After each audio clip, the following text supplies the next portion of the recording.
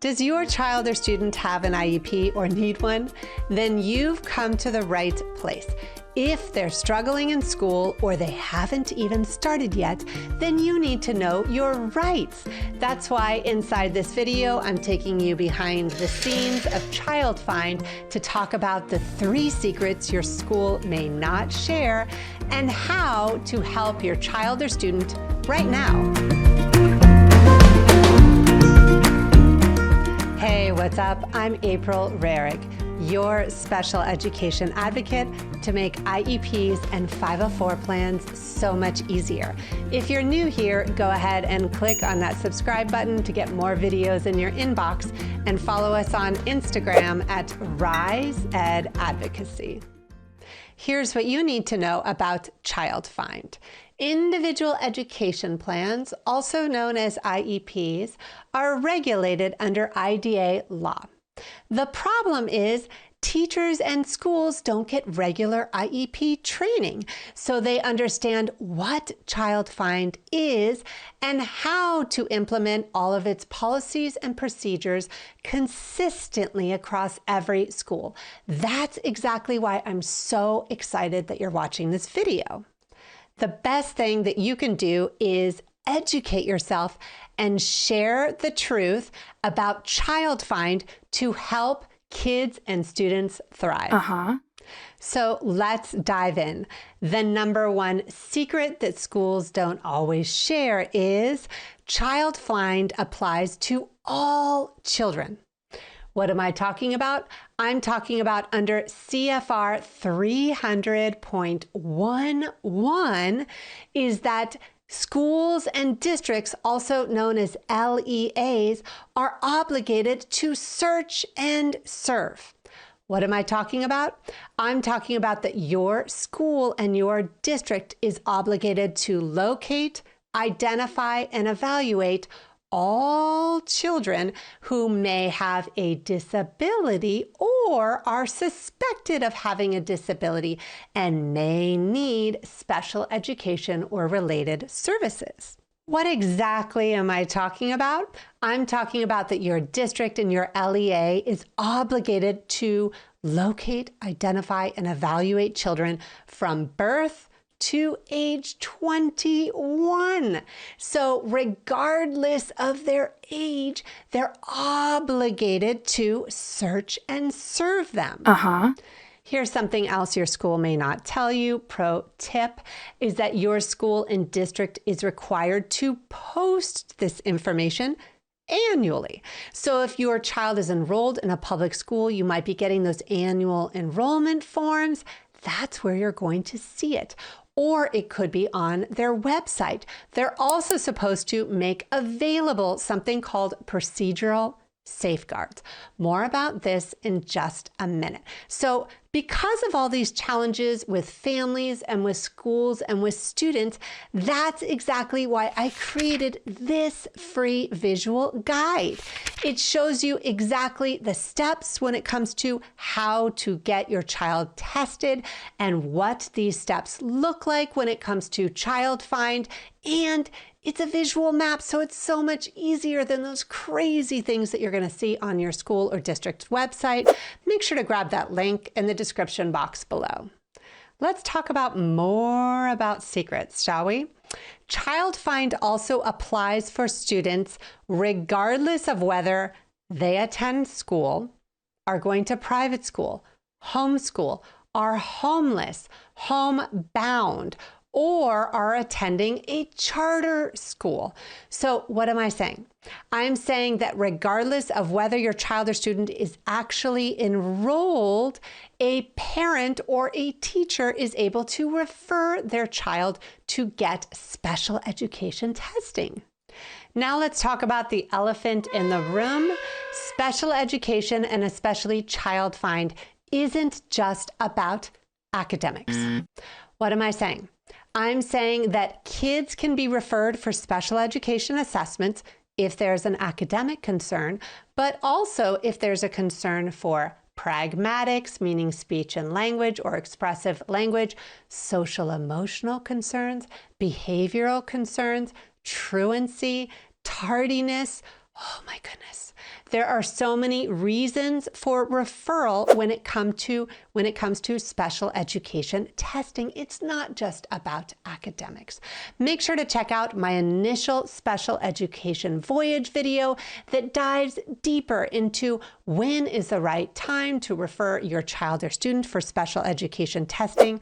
Make sure to grab that link in the description box below. So now you know secret number 1, child find applies to all students.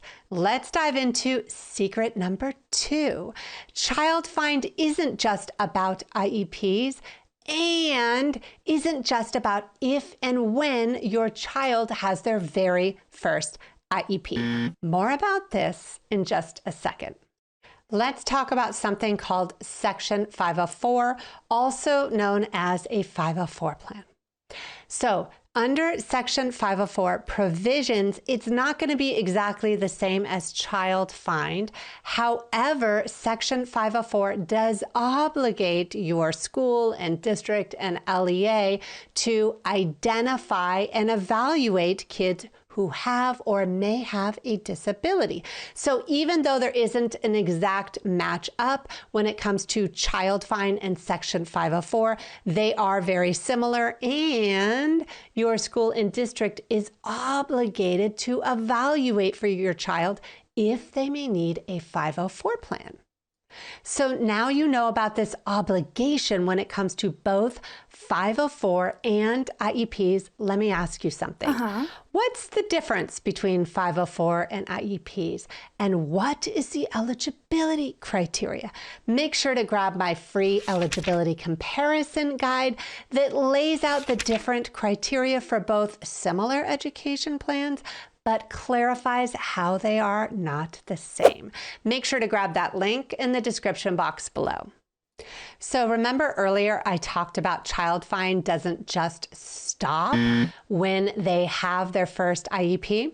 Let's dive into what I'm talking about. So even if a child is assessed and found eligible for special education, child find provisions and policies still come into play. What am I saying? I'm saying that if your child or student has an IEP, child find still is relevant. So if they're going through the IEP process and they've had an annual or a triennial IEP, or they're struggling and not making progress, then as parents, as teachers, you can request what's called a reevaluation. And that goes back to child find. What else am I saying? I'm saying something that often gets missed when it comes to special education. Pro tip is that if your child is assessed and found not eligible for special education, and as a parent or as a teacher later on, they might need special education testing, or if you move or go somewhere different and you're like, hey, I want special education testing again, child find comes into play. So it's not just like one and done, the first IEP and child find is finished. It's always going to be part of special education. What am I saying? I'm saying that special education is a cycle and repeats itself. It's not just like it's a linear process to get to your first IEP. So let's do a quick recap. Secret 1 has to do with child find applies to all students.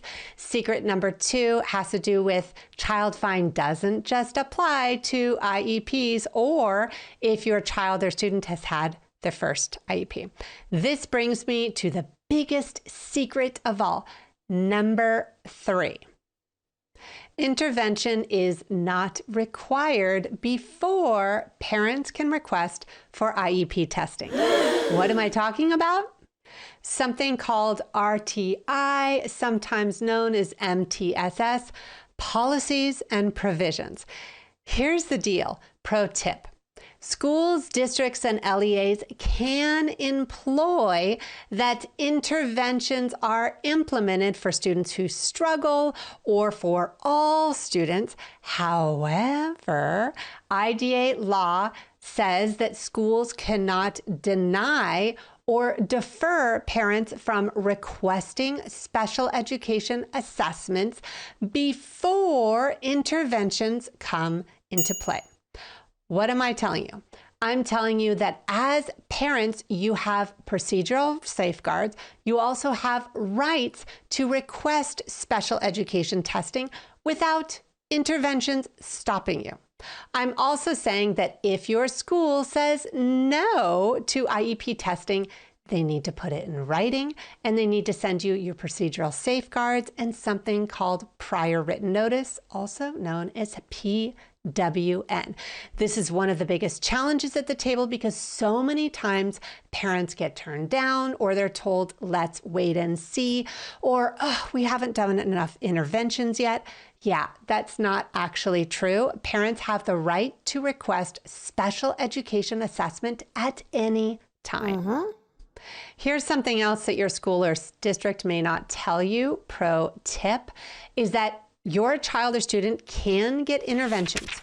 Your child or student can get a 504 plan, and they can have an initial special education assessment at the same time. You can actually have an IEP and a 504 plan at the same time. Did you know that? Most students and parents opt not to do this. However, this is actually true that you can have both at the same time. So let me ask you something. How do you know if your child or student needs a special education assessment? What are the red flags? Make sure to check out my reasons guide that lays out the 10 most common reasons. When is the right time to refer your child? When is the right time to refer your student? And it's not just for an initial special education assessment. This is any time your child is not making progress, you need more information. Oh my goodness, there are so many reasons why it's a great time to reevaluate.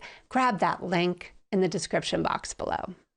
So now it's time not to talk about secrets, but just talk about truths when it comes to advocating for kids and for families, is that it is a very difficult process in order to get your child or student assessed for special education. That is not a secret. That's just a fact.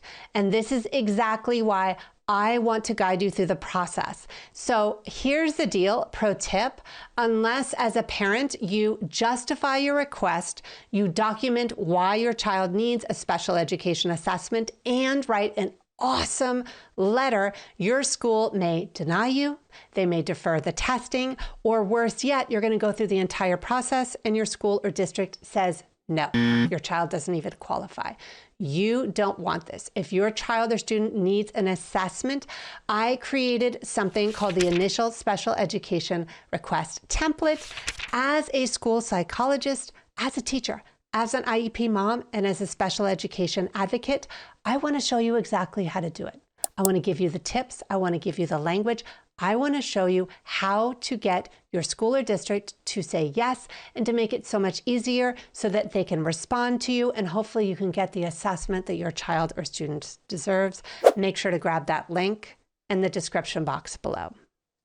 So perhaps you're watching this video and you're like, you know what, April, this is all great, but I really need to get my child tested. I can't afford a special education advocate. We don't have one in our area. How can I learn about the process? How can I do this as a teacher, as an admin, as a parent? This is exactly why I created a do-it-yourself IEP workshop, how to request IEP testing. Inside my do-it-yourself workshop, it's online. You do it at your own pace. You can actually do it in one day. It shows you the steps. It gives you the 5 reasons and how to make that happen. It gives you templates. It gives you fillable guides. I show you everything I know as an advocate and as a school psych so you can get your district to say yes and you can get your child or student assessed and hopefully qualified on the first try.